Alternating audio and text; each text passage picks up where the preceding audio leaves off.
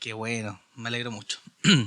Hermanos, les invito a que busquen en sus Biblias Marcos capítulo 5 y vamos a leer de los versículos 21 al 43. De todas formas va a estar proyectado acá adelante en la versión Reina Valera contemporánea, esa es la versión en la que voy a dar lectura el día de hoy.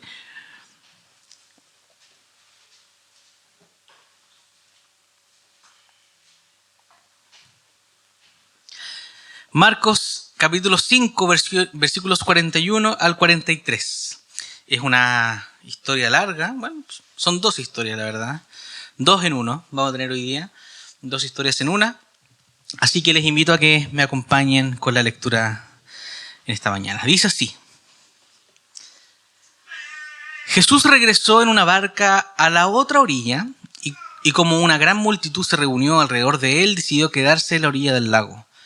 Entonces vino Jairo, que era uno de los jefes de la sinagoga, y cuando lo vio se arrojó a sus pies y le rogó con mucha insistencia: ven que mi hija está agonizando, pon tus manos sobre ella para que sane y siga con vida. Jesús se fue con él y una gran multitud lo seguía y lo apretujaba. Allí estaba una mujer que desde hacía 12 años padecía de hemorragias y había sufrido mucho a manos de muchos médicos, porque lejos de mejorar, había gastado todo lo que tenía sin ningún resultado. Cuando oyó hablar de Jesús, se le acercó por detrás entre la gente y le tocó el manto. Y es que decía: si alcanzo a tocar aunque sea su manto, me sanaré. Y tan pronto como tocó el manto de Jesús, su hemorragia se detuvo, por lo que sintió en su cuerpo que había quedado sana de esa enfermedad. Jesús se dio cuenta enseguida de que de él había salido poder, pero se volvió a la multitud y preguntó: ¿quién ha tocado mis vestidos? Sus discípulos le dijeron: ¿estás viendo que la multitud te apretuja y preguntas quién me ha tocado? Pero Jesús seguía mirando alrededor para ver quién había hecho eso.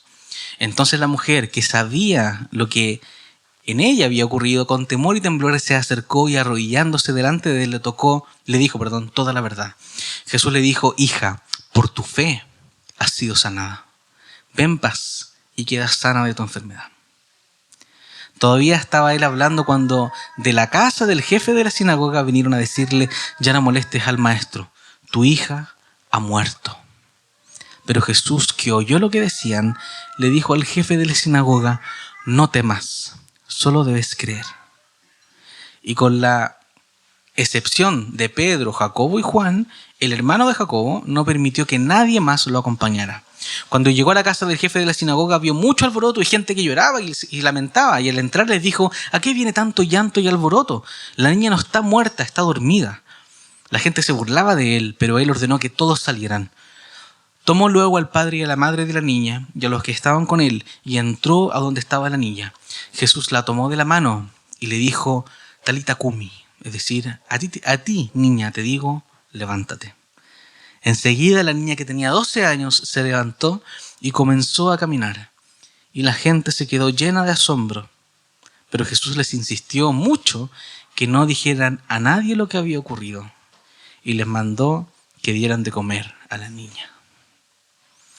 Bien, hermanos, estamos justo en la mitad de nuestra serie de sermones descansando en Dios, o descanso en las manos de Dios. Y aquí tenemos dos historias que nos hablan sobre la fe, pero que nos hablan también sobre la enfermedad y el sufrimiento o la muerte. Y si prestamos atención a las enseñanzas de Jesús, veremos que era realmente un gran maestro en lo que respecta a la fe. La fe es realmente la clave, creer en lo que define cada una de estas situaciones. Y fíjense cuán cuidadoso Jesús arregla y planifica estas dos situaciones. Aquí tenemos dos milagros. Tenemos dos milagros y en cada uno de ellos hay una audiencia específica para cada uno de los milagros. Fíjense en cómo desvía su camino para preparar estas situaciones de tal modo que lo que pasa con la mujer, con el flujo de sangre, ocurre de la manera más pública posible. No puede ser más público, quiere que todos lo vean, quieren que todos lo sepan, que todos lo recuerden. Así que prepara el escenario para que todos sean capaces de presenciar este milagro, que todos sean capaces de verlo. Pero con la hija de Jairo es muy explícito en concentrar la audiencia a un grupo pequeño de personas. Ni siquiera va con todos los discípulos, va con 3. va con Pedro, Jacobo y Juan. No deja que el resto de la familia y los vecinos o los amigos se queden para ver el milagro. Solo los padres de la niña pueden verlo. Y esto es muy interesante. ¿Por qué Jesús hace eso? Y de hecho, es más, después le dice, no le digan a nadie que pasó esto. ¿Por qué? Jesús nos da lecciones maravillosas acerca de la fe en estas historias. A través del milagro de la mujer nos da lecciones sobre la fe más básica que necesitamos para conectar con Jesús, pero con la sanación de la niña, con el milagro de la niña, da lecciones más avanzadas sobre la fe a sus discípulos, al jefe de la sinagoga, sobre cómo crecer ya de una fe inmadura a una fe madura que se va acercando a la semejanza de Jesús. Y cuando tenemos estas dos historias, estos dos milagros, lo que tenemos es realmente un manual de fe para entender cómo funciona la fe, cuáles son las características de la fe. Quizá podríamos ver esta historia en 3 puntos acerca de cómo es una fe genuina, cómo es una fe que avanza y que crece desde una fe inmadura a una fe que crece a la semejanza de Cristo. Así que tenemos 3 cosas principalmente. Una fe que oye, una fe genuina es una fe que oye, una fe que sufre y una fe que confía. Así que primeramente, una de las cosas que destacan en esta historia y que la hacen parecer distinta es que el comportamiento de Jesús parece extraño. Ya nos sorprende, nos toma por sorpresa lo que pasa, lo que hace Jesús. Cuando Jesús siente que la mujer lo toca, Jesús se detiene y hace una pregunta a la multitud. ¿Realmente Jesús no sabía quién lo había tocado? ¿O Jesús en realidad lo estaba haciendo a propósito para llamarnos la atención con algo? Probablemente lo segundo. Y aquí ocurren por lo menos 2 llamados de atención de parte de Jesús, ¿ya? El primero tiene que ver con el milagro de la mujer, y esta es la parte cómica de la historia. Esta mujer se acerca a tocar a Jesús, pero todos lo están rodeando. Se nos dice en 2 ocasiones que una multitud estaba alrededor de Jesús y que lo estaban apretando, ¿ya? ¿Han visto cuando los famosos salen a la calle, cuando las estrellas de cine, los cantantes salen a la calle y la gente se les tira encima? No pueden ni caminar, los tocan, los abrazan, le intentan tocar el pelo, tienen que tener guardias de seguridad para que no salgan dañados producto de la intensidad de los fans. Aquí la situación es parecida, ¿ya? Jesús no está en medio de una multitud como cuando nosotros vamos en el metro en horario punta y todos nos apretan. Acá la multitud está por causa de Jesús. Quieren ver a Jesús, quieren tocar a Jesús, que algunos quizás solamente querían verlo de lejos. Y la situación estaba complicada para los discípulos. Y en medio de este alboroto, Jesús se da vuelta de repente y dice, alguien me tocó. Y Marcos retiene la rudeza y la reacción irónica y desdeñosa de los discípulos. Le dicen, ¿estás viendo que la multitud te aprieta y preguntas quién te tocó? En otras palabras, como que están diciendo, alguien te tocó. Maestro, todos te están tocando. Mira la cantidad de gente que hay. Está diciendo que alguien te tocó. ¿Qué estás diciendo? Aquí está la parte más perturbadora, ¿ya? O aterradora quizá para nosotros de esta escena. Había una multitud, hermanos, muchísimas personas alrededor de Jesús, tocándolo, apretándolo, pero solo hubo una persona que tuvo la fe suficiente para conectar con Jesús.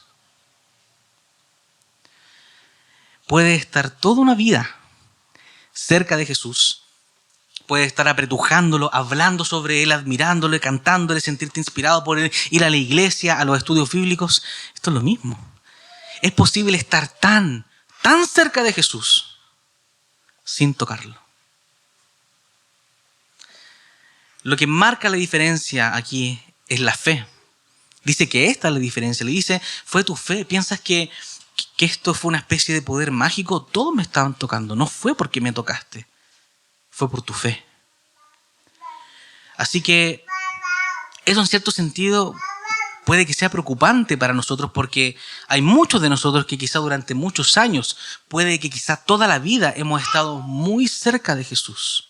Quizá apretujándolo, pero no tocándolo. Necesitas fe para tener una conexión real con Jesús, no solo estar cerca de Él. Es el primer llamado de atención. Y el segundo llamado de atención tiene que ver con Jairo. El relato nos cuenta que esta persona, uno de los principales de la sinagoga, probablemente el presidente, viene a Jesús porque su hija estaba agonizando. Y por las palabras que usa, queda súper clara la condición en que está la hija.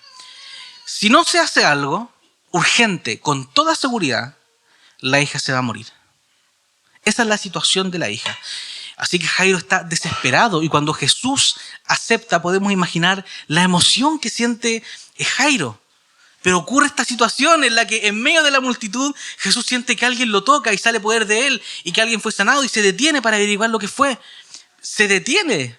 Si esto hubiese ocurrido hoy en día, quizá Jesús habría ido en la ambulancia con la sirena sonando a toda velocidad, y de repente se detiene, para la ambulancia, apaga la sirena, detiene la emergencia para lidiar con este otro asunto, y lo hace, interviene a esta persona, como vamos a ver más adelante, y se toma su tiempo. Hermanos, imagínense las náuseas de Jairo.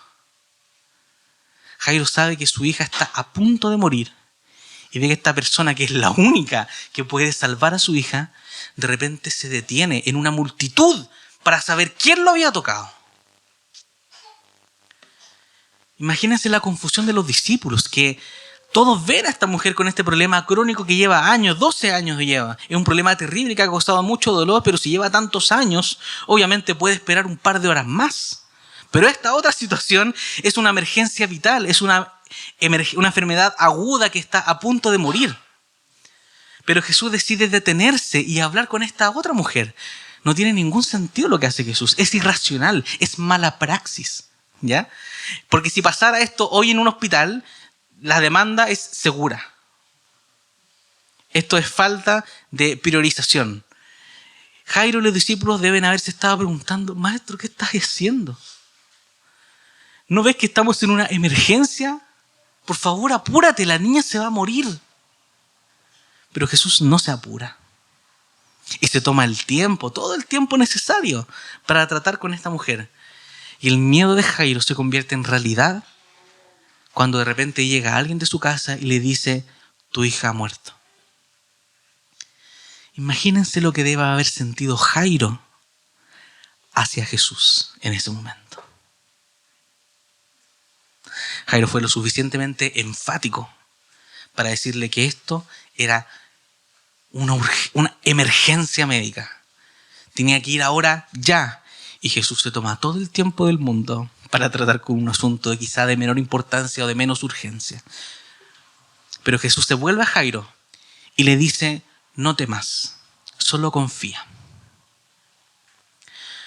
Lo otro que aprendemos en este segundo llamado de atención es que las bendiciones de Dios, la gracia de Dios, la ayuda de Dios, nunca parece llegar en el momento oportuno.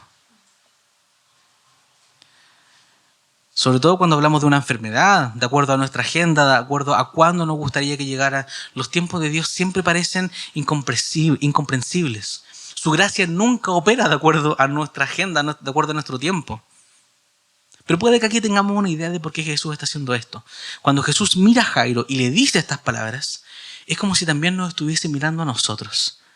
Como si también nos estuviese dirigiendo a nosotros. Jesús está haciendo esto a propósito. Jesús está declarando: no me voy a apurar. No me apuren, porque yo no me voy a apurar. ¿Se acuerdan lo que pasa en el capítulo anterior a esta escena, en Marcos 4? Vemos la escena cuando Jesús calma la tormenta. Y los discípulos gritaban. Jesús estaba durmiendo en el barco y le gritaban, decían: despierta, maestro, ¿acaso no te importa que nos ahoguemos? Jesús no hace esto para desesperarnos, nos hace porque nos ama y porque quiere que confiemos en su amor. Si permitiera que todo se hiciera de acuerdo a nuestro horario, de acuerdo a nuestros tiempos, no seríamos capaces de confiar en su amor y en lo que Él cree que es mejor para nosotros. Jesús quiere fortalecer nuestra confianza en Él, probando y fortaleciendo nuestra paciencia. La enfermedad y el sufrimiento pueden tener el propósito de hacernos sentir como Jairo.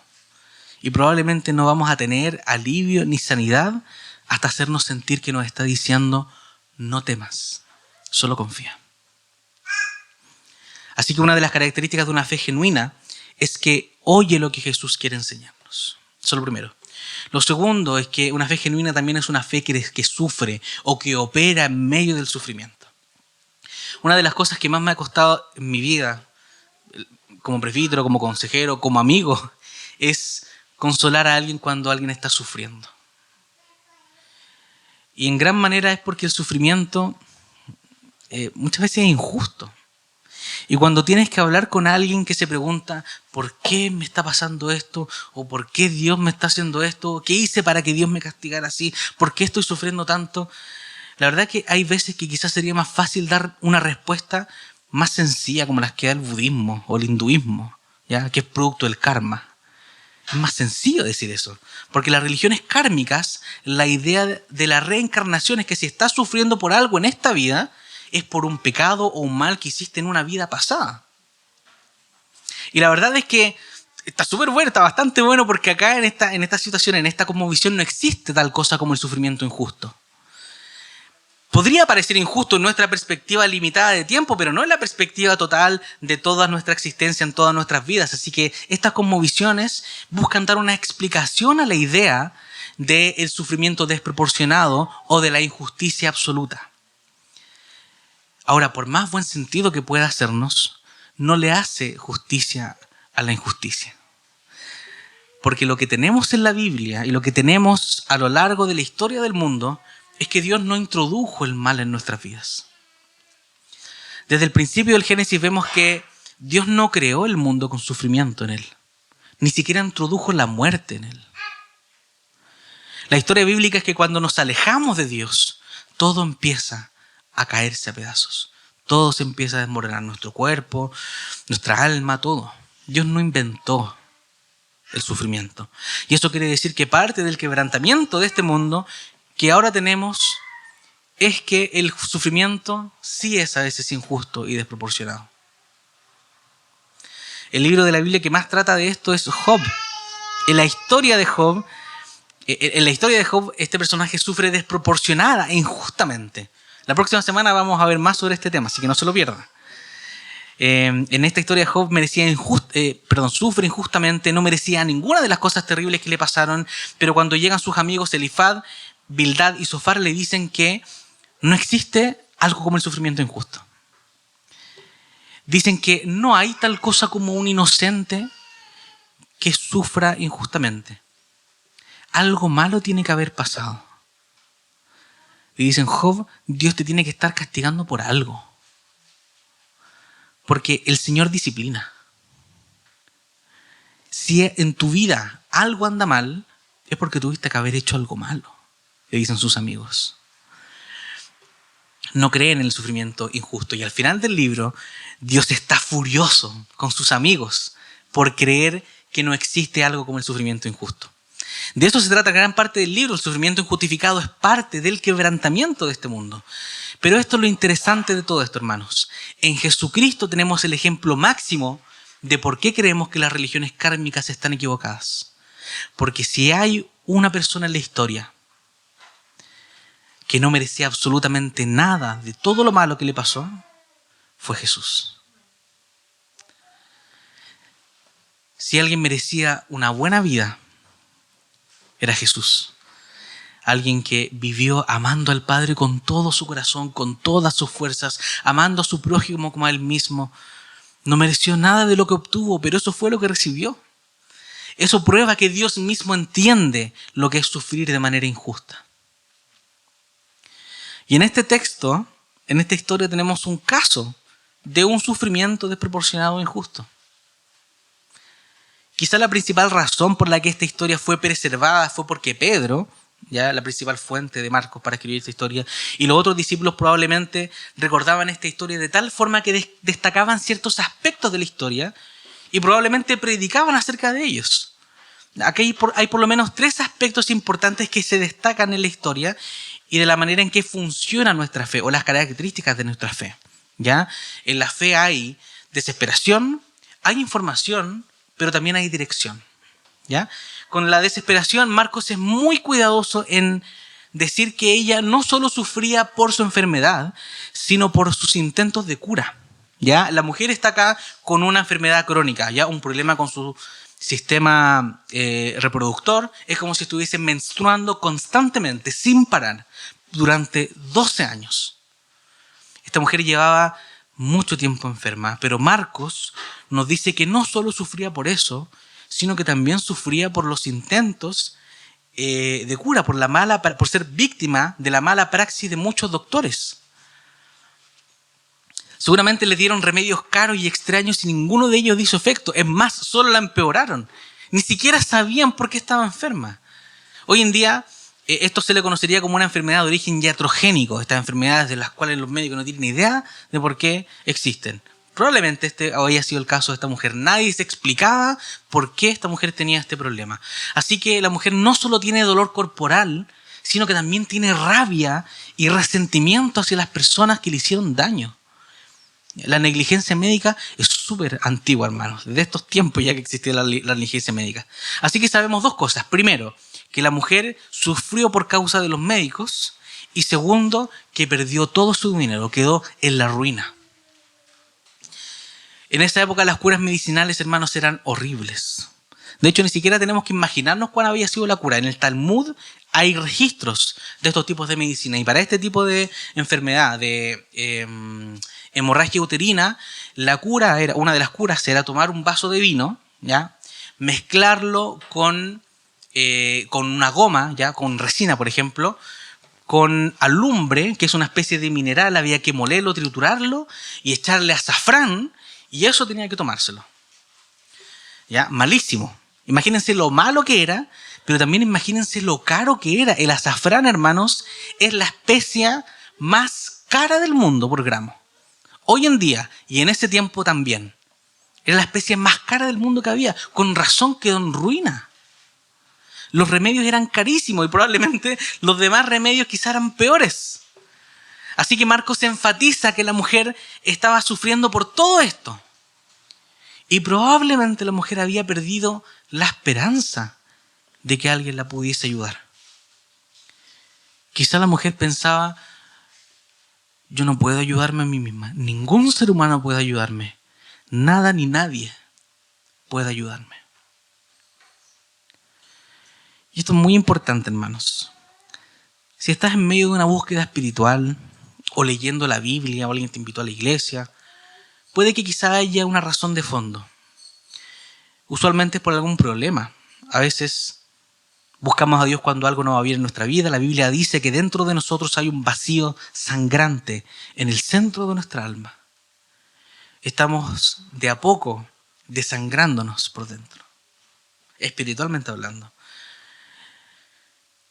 Y tenemos una sensación de insatisfacción, una necesidad de probarnos a nosotros mismos y vamos a nuestros doctores. ¿Y cuáles son nuestros doctores? Buscamos curas quizás en nuestras carreras, en nuestra realización personal, en el amor, y quizás no estamos teniendo los resultados que queremos. Y quizás si estás yendo a Jesús como una última esperanza, puede que estés en la mejor situación posible. Porque para ir con Jesús, para poder llegar a Jesús, tienes que estar desesperado.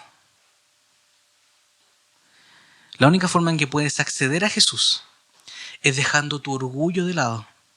Dejar de creer que puedes sanarte y salvarte a ti mismo y confiar en Él. La única forma en que podemos acceder a Jesús es a través de esa desesperación de pensar que no hay nadie más que me pueda salvar. Así que en la fe hay desesperación, pero también hay información. Dice acá el texto que la mujer fue a Jesús porque, dice el versículo 7, había oído acerca de Él.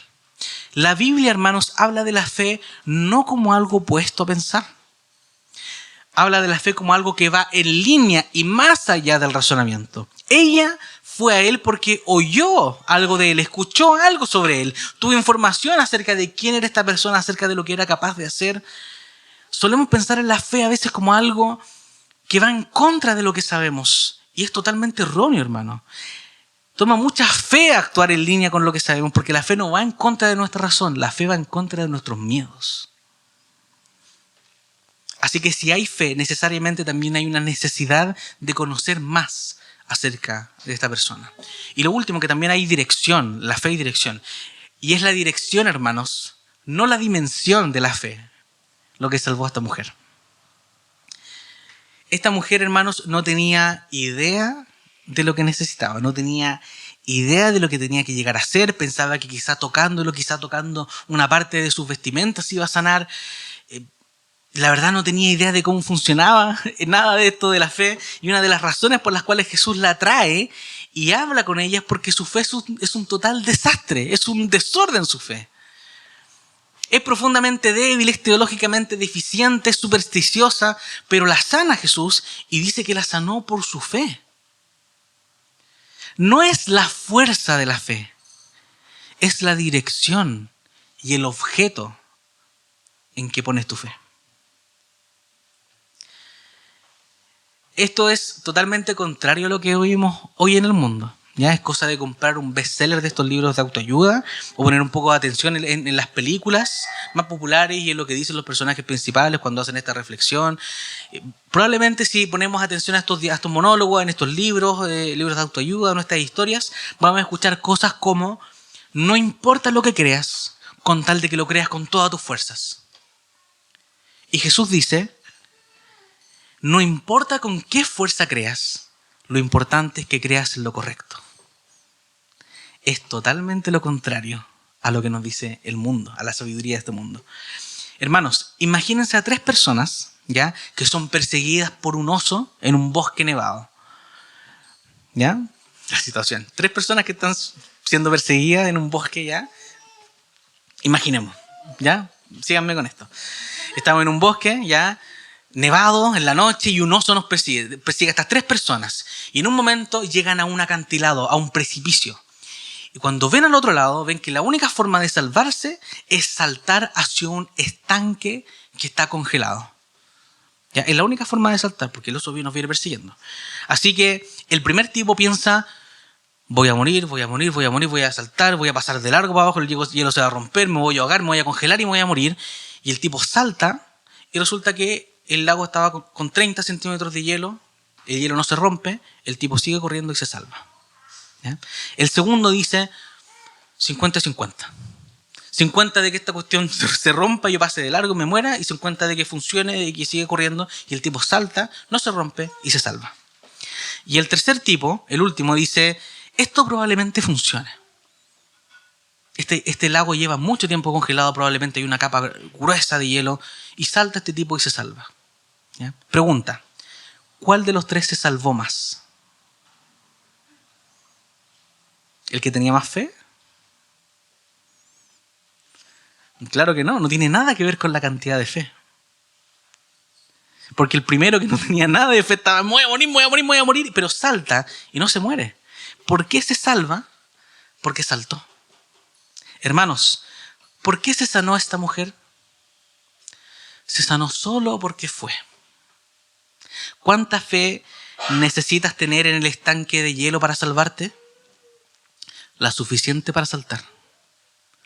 ¿Cuánta fe necesitas tener en Jesús para salvarte? La suficiente para ir a Él.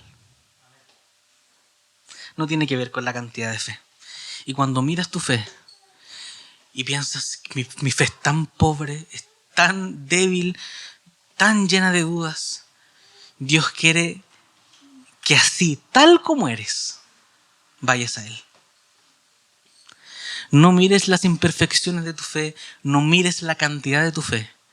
Mira el objeto y la dirección en la cual pones tu fe. Así que son muchas cosas las que Jesús quiere enseñarnos acerca de la fe a través de esta historia. Y la historia de esta mujer quizá puede tocarnos de cerca, quizá podamos sentirnos identificados con una situación similar que está ocurriendo en nuestras vidas. Quizá llevamos años sufriendo por algo, quizá llevamos mucho tiempo pidiéndole al Señor que nos sane y no sabemos por qué no nos sana. Y la respuesta es el último punto, que es que una fe genuina confía. Ya vimos que Jesús, a pesar de estar en contra del procedimiento médico de tratar lo agudo antes que lo crónico, Jesús nos apuraba, Jesús nos apuró, Jesús no lo hizo. Pero Jesús puede ver cosas que nuestra razón humana no puede.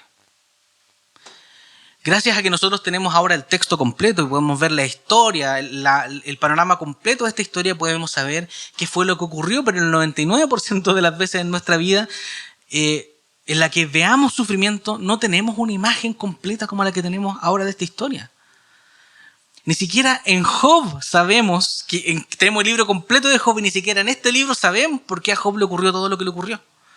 Pero aquí tenemos este texto donde vemos que Jesús sabe que algo tiene que pasar en el alma y en el carácter de esta mujer, que necesita que Jesús se detenga. Y Jesús se detiene.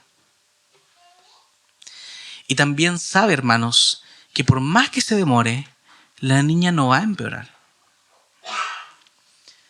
Nosotros no sabemos lo que iba a pasar, pero Jesús sí sabía lo que iba a pasar. Y de hecho, hubo más gloria, o iba a haber más gloria si Jesús se demoraba, porque el milagro iba a ser aún mayor a que si solamente lo hubiese sanado. Hermanos, acá estamos en el clímax de la historia. Jesús sana a esta mujer, se enfrenta con ella, llega esta persona de la casa de Jairo y le dice: Jairo, no molestes más al maestro porque tu hija se murió. Y Jesús le dice: no temas, solo confía. Estamos en el clímax de la historia. Y así que Jesús va hacia la casa de Jairo. Llega, se sienta junto a la niña, le dice a todos que está durmiendo y todos se burlan de él. Nosotros sabemos, y Jesús sabía, y todos los que estaban presentes ahí sabían que la niña estaba muerta, no estaba durmiendo. No está aparente muerta, no está en estado de catalepsia. La niña estaba muerta. ¿Por qué Jesús se refiere a la niña como si solo estuviese durmiendo entonces? Por esto. Jesús se sienta al lado de la niña, le toma la mano y le dice dos cosas en arameo. La primera palabra es talizá. Y esto está traducido directamente por el autor del libro, lo traduce de manera literal como niña, ¿ya? Pero esto no nos acerca al significado real de lo que Jesús le está diciendo, porque talizá es un apodo para una mascota, ¿ya?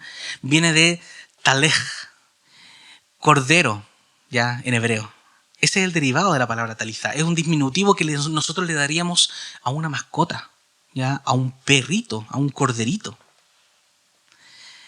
Podríamos traducirlo como niña o damisela, pero es mucho más probable que este sea el tipo de nombre que una mamá utilizaría con su hija pequeña, como mi corderita. Es muy tierno esta palabra. Quizá una traducción más cercana a nuestro contexto, con alguna palabra que usaríamos en este sentido, sería algo como cariño, mi amor. De una madre hacia una hija. Hermanos, este es Jesús tomándola de la mano, diciéndole cariño. Y la segunda palabra que le dice es koumi, que según el texto significa a ti te digo levántate. ¿Ya? Suena extraño, una palabra corta significa la tremenda frase. Pero en realidad es una palabra común y corriente que se utiliza para despertar a alguien. Es un despierta, levántate. Lo que está haciendo Jesús es lo que sus padres, hermanos, harían en un día cualquiera.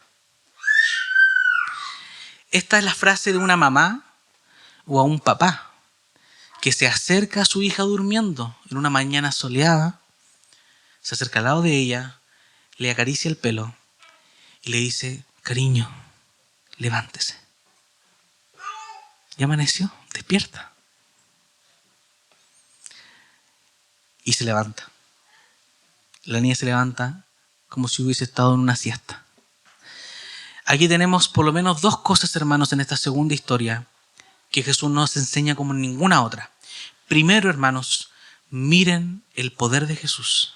Aquí no hay ningún preámbulo, no hay ningún encantamiento, no se remanga las mangas, no hace ningún ritual. ¿Se acuerdan en el Antiguo Testamento cuando Elías resucita al hijo de una viuda y se tiende sobre el hijo 3 veces como una especie de ritual? Acá, hermanos, no hay nada de eso. Jesús se está enfrentando a un enemigo peor que una tormenta, a un enemigo peor que los demonios. Se está enfrentando a la muerte, a la peor enemiga, a la enemiga implacable, inexorable de la humanidad, a la muerte. Y lo hace sin derramar una gota de sudor. Tal es el poder de Jesús que con solo tomarle la mano, la levanta de la muerte. Hermanos, de la muerte. Jesús nos dice: si te sostengo de la mano, incluso la muerte no es nada más que una pequeña siesta. Una de las cosas que nos quiere mostrar Jesús es que este no es un mago de fiestas. Este no es un hechicero. No necesita una varita mágica, no necesita un báculo, no necesita decir abracadabra para que ocurra un milagro. La afirmación es que este hombre no es un simple hombre con poderes. Es el Creador. Es el Creador que se hizo humano y que vino a este mundo. Es poder divino, no es poder derivativo, es poder autoritativo. Todos decían, ¿quién es esta persona? ¿Quién es que con tal autoridad hasta los vientos lo obedecen? Autoridad significa que es del autor. Él es el autor de estas cosas, Él es el que creó estas cosas, el que creó el cuerpo, el que creó las tormentas, el que creó la naturaleza. Es un poder autoritativo. Pero con el milagro de la mujer pasa algo distinto. Algo sin precedentes. Y vemos quizá un destello de lo que Jesús iba a vivir más adelante. Porque cuando la mujer lo toca, Jesús siente debilidad. Jesús se detiene. ¿Qué es esto? Dice. Para que ella se vuelva fuerte, Él tuvo que hacerse débil. Y la razón de esto es porque ella estaba impura. Debido a su flujo constante de sangre, no podía ir a un lugar público de adoración por mucho tiempo. Si alguien más quiere saber más sobre este tema, preguntarme con más detalle qué es esto de que estaba impura, podemos conversar después del texto, porque igual es algo complejo. Pero las leyes ceremoniales decían que si alguien fallece, o si tocas un animal muerto, o si tocas a una persona que había estado muerta, o tocas a alguien que había tocado a una persona que había estado muerta, quedabas impuro e inaceptable para estar delante de la presencia de Dios y para asistir a algún culto público, a algún lugar público de adoración. Estabas ceremonialmente impuro e inaceptable para estar delante de la presencia de Dios. Y cuando vemos estas leyes ceremoniales, podemos frecuentemente quedar confundidos, ya particularmente sobre algunas que son bien extrañas.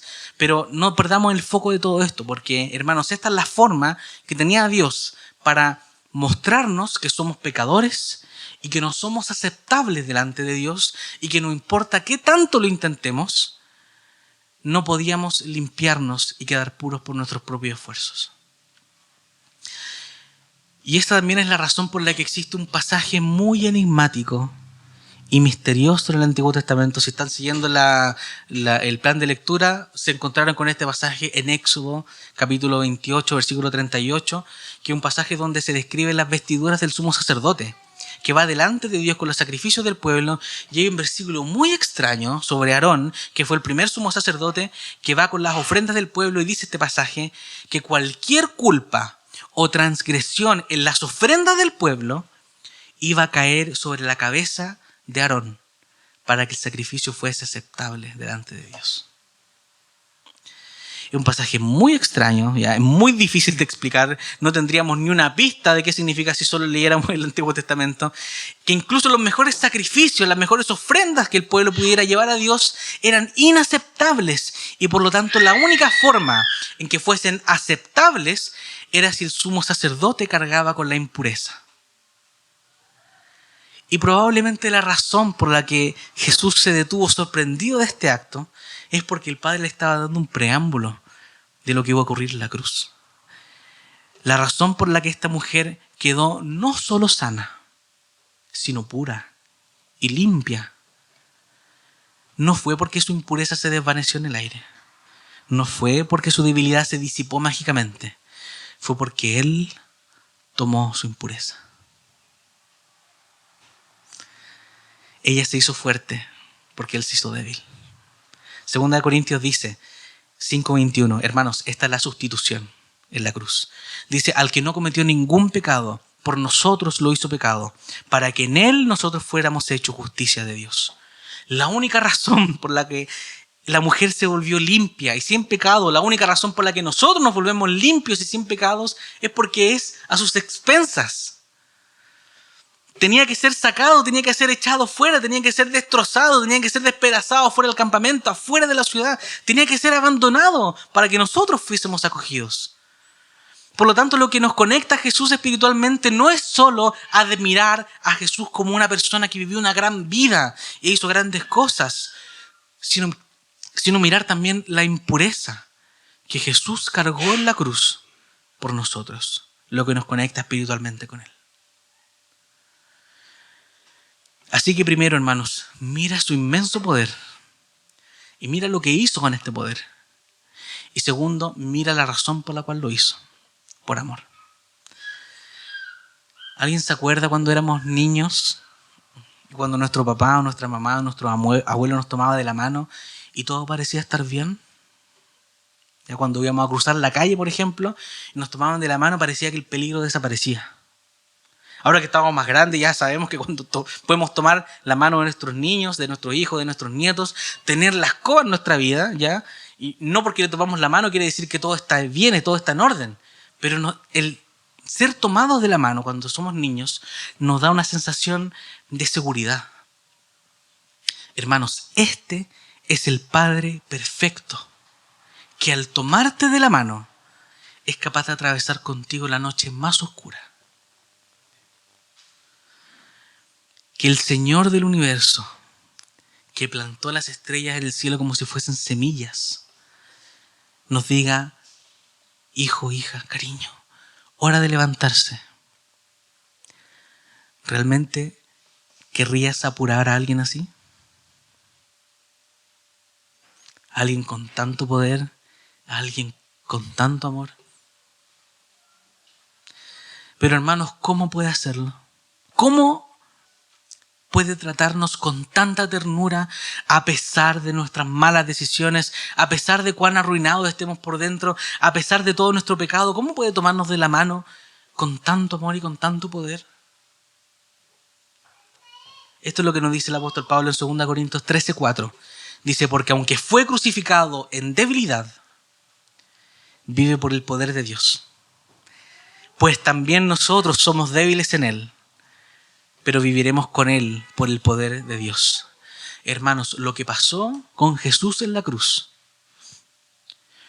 fue que Jesús perdió la mano de su Padre. No hay nada más aterrador para un niño que estar en medio de la noche o en medio de una multitud y perder la mano de su mamá o de su papá. Y eso, hermanos, no es nada comparado con lo que Jesús sintió en la cruz. Porque Jesús murió por nosotros. Jesús entró a la tumba para que nosotros saliéramos de ella. Jesús fue crucificado en las afueras de la ciudad y hecho impuro para que nuestras impurezas se volvieran limpias. Jesús perdió la mano de su Padre para que nosotros sepamos que si Él nos toma de la mano, nunca nos va a soltar. Así que, hermanos, el sufrimiento y la enfermedad pueden parecer injustificados, pero nunca son un sin propósito. Sabemos que Dios creó este mundo sin enfermedad y sin dolor, y sabemos que un día redimirá todas las cosas y que ya no habrá más llanto, ni enfermedad, ni sufrimiento. La pregunta es: ¿por qué deja que continúe? ¿Por qué simplemente no detiene nuestro sufrimiento? ¿Por qué simplemente no nos sana de nuestras enfermedades de una vez por todas? La respuesta, hermanos, no la sabemos. Pero sí sabemos cuál no es la respuesta. No puede ser porque no te ama. No puede ser porque no nos ama. Porque mira todo lo que estuvo dispuesto a hacer. Estuvo dispuesto a renunciar a todo lo que le correspondía de manera justa y sufrir en total injusticia para descender a las profundidades de la muerte y allí tomar nuestra mano y decirnos: hijo, hija, levántate. Vivir una vida en enfermedad y en dolor es agotador. Es agotador y es angustiante. Y más sofocante puede ser preguntarnos: Señor, ¿por qué no me sanas? No puede ser porque no puedas. Entonces tiene que ser porque no quieres. Señor, ¿por qué no quieres sanarme? ¿Por qué demoras tanto en sanarme, Señor? ¿Por qué te detienes en mi vida en estas otras cosas que no son tan importantes como esto que te estoy pidiendo? ¿Hay algo, hermano, que sientas en lo que Dios está demorando en tu vida? ¿Hay algo por lo que estás molesto, molesta o cansada de llevar tanto tiempo, tantos años orando y pidiéndole respuesta al Señor, pidiendo que se apresure, que conteste, que se levante, que haga algo, que se mueva? Hermano, si esa es tu situación en este momento, La respuesta para ti es la misma que Jesús le dio a Jairo. No temas. Confía.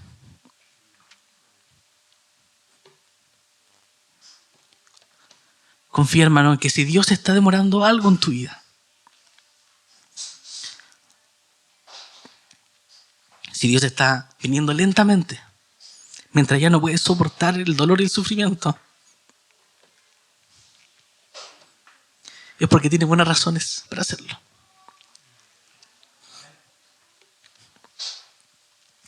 Así que, hermanos, que el Señor nos dé paciencia, que nos dé paciencia para saber esperar y confiar en Él e ir hacia Él tal como somos, con nuestra impureza, con nuestra fe débil, con nuestra fe supersticiosa, con nuestras dudas. Incluso si tenemos resentimiento, rabia hacia el Señor de por qué no nos sana, el Señor nos dice, así, tal cual, ven a mí.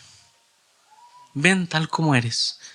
No importa la fuerza de tu fe, no importa la cantidad de tu fe. Lo importante es que tengas fe en el único que puede salvarnos, que murió en la cruz por nosotros. Oremos, hermanos. Amado Señor, que estás en los cielos, te damos gracias por tu gran amor, gracias por tu misericordia, gracias, Señor, por esta historia que nos enseñas a través de ella, cómo lidiar con el sufrimiento, cómo lidiar con la muerte, con el dolor. Y, Señor, a veces nos parece desproporcionado, a veces parece injusto todo lo que nos pasa.